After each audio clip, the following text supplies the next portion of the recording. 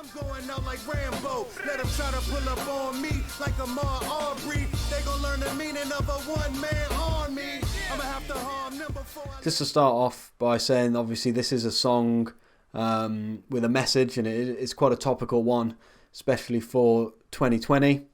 You can already tell by the title. Obviously, if you haven't been living under a rock, you understand the message of I Can't Breathe. So let's get into the track and let's find out in a bit more detail what it's all about. To really bring that message home, the intro comes in and it's a spoken word quote.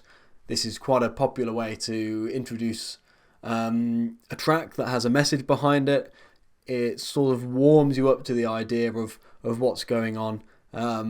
And introduces the topic nicely. The one thing I'll say, just from going from the quote and into the introduction, then there is a slight disjoint which I feel could have been filled with something. It just sort of goes from A to B with a slightly weak transition, but only a minor thing to point out there. Our religion, our culture, our God, and many of us, by the way we act, we even lost our mind. Okay, so let's talk about the sort of choices on the intro that comes in. You are introduced here to the main loop, which is played throughout almost the entire track. There's a good question-answer sort of dynamic here between the backing female vocal, which goes on throughout the track, and the main vocalist, who sort of finish each other's lines here. It's a really good way to introduce that dynamic before that female backing vocal sits behind the main vocals for the rest of the track. You got your knee in my neck. How you expect for me to... You got me in a chokehold, so you know I can't. The vocals here on the intro are doubled up and panned either side, also with high pass filter applied. This really allows that when the first verse comes in and it comes straight down the middle and you get the full bandwidth of the voice, it allows it to take front and center stage. And again, this is another technique to have this great beat at the front in the intro, and then it sits in the back for the rest of the track to allow you to focus on the message, focus on the vocalist. Boy, y'all holding me down. Tell me how I'm supposed to...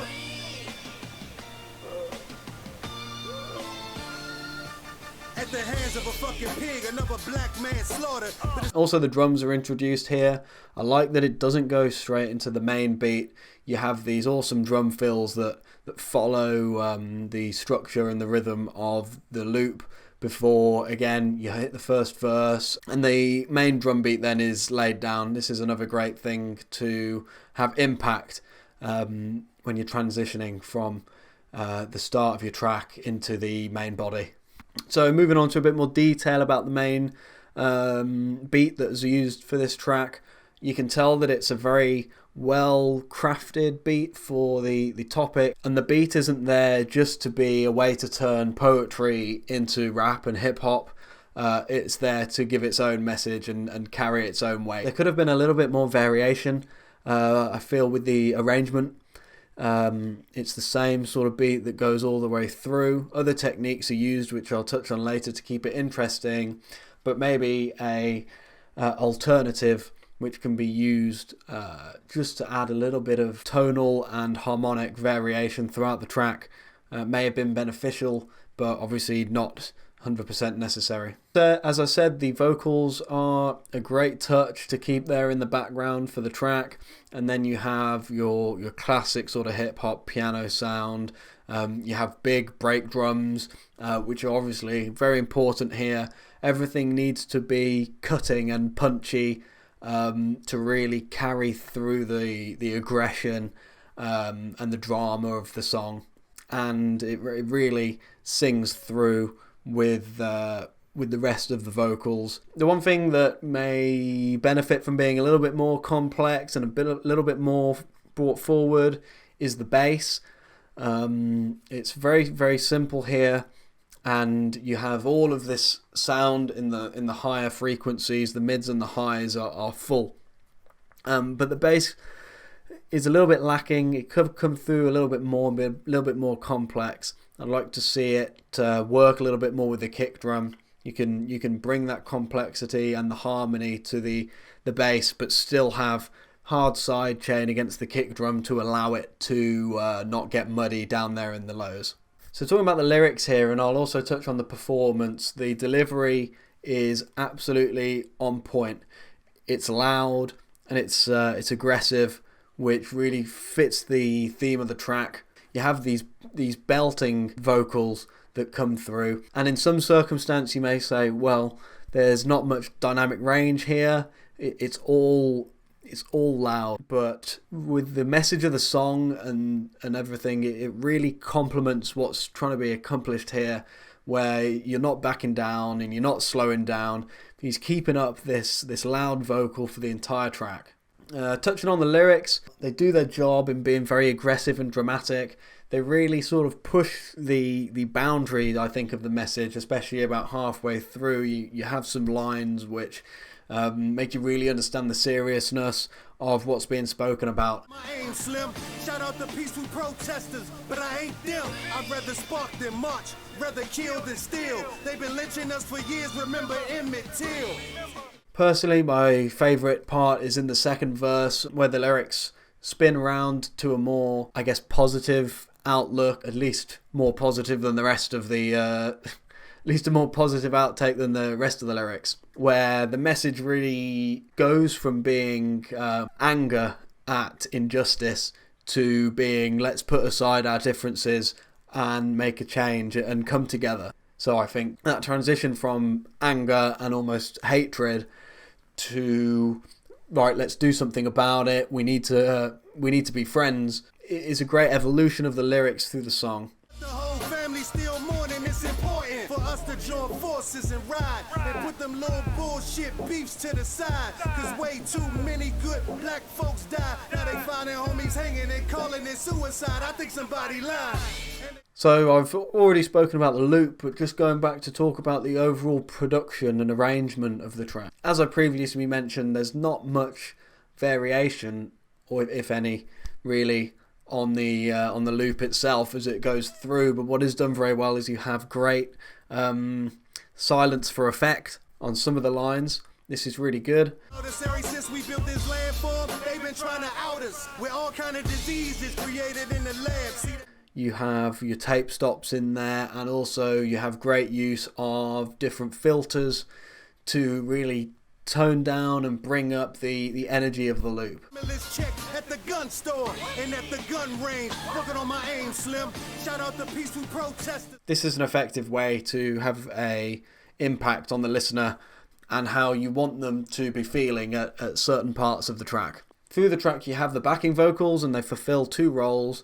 They are a bit of a hype man style of backing, but they also add the emphasis to the end of each line where necessary to allow more accents on the words and the phrases where the artist wants. This is really good, but sometimes I feel that the echo that's been placed on these backing vocals can get a little bit out of control, a little bit too much. We kings and we queens and we entrepreneurs, doctors, lawyers, and we dope artists selling out tours. But what we gotta do is bring that money back. Stop shopping at their stores and make sure we buy black. Attack them economically. That's how we win.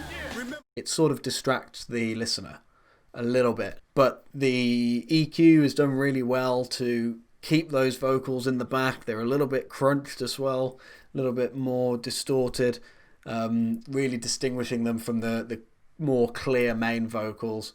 So they tend to complement each other really nicely. It's just on these little echoes, which I think could be dropped out with a little bit of sidechain compression so that they don't argue with any of the main vocals coming through. For me, there's not too much to say about the mix.